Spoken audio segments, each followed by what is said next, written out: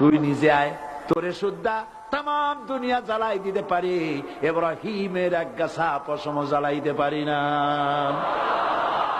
বিশ্বকবি আল্লামা ইকবাল কি সুন্দর করে বলেছেন, আজ ভি হো জু ইব্রাহিম কা ইমা पैदा कर सकती है एक अंदाजे गुलिस्तां पैदा। ইব্রাহিমের ঈমান যদি আজও কোথাও হয় বিদ্যমান, করতে পারেন অগ্নিকুণ্ডে খুবসুরত এক গুলিস্তান। এখনো যদি ইব্রাহিমের সন্তানদেরকে আগুনের মধ্যে ফেলে দেওয়া হয়, আর ইব্রাহিম ঈমান যদি থাকে, আগুনকে ফুলের বাগান বানাবার ক্ষমতা আল্লাহর আছে।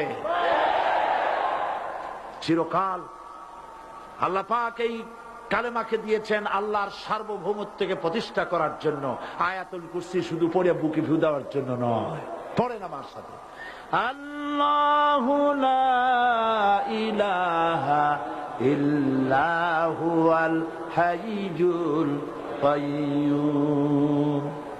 দুনিয়ার সমস্ত পয়গম্বর অত্যাচারিত হলেন, শুধু তাই নয়, বিশ্ব নবী আখেরি জামানার পয়গম্বর নবী মুহাম্মদ রাসূলুল্লাহ সাল্লাল্লাহু আলাইহি ওয়াসাল্লাম জাতির কাছে আসলেন।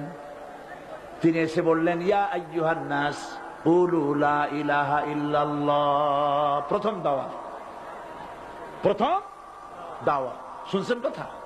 রাসূলুল্লাহ বলছেন, ও জাতি, আমার রাসূল তো মক্কার রাসূল না শুধু, মদিনার রাসূল না শুধু, আরবি ভাষা ভাষীদের রাসূল না শুধু, আমার নবী কি নবী? চিল্লায় বলেন। তাই তিনি বলেছেন,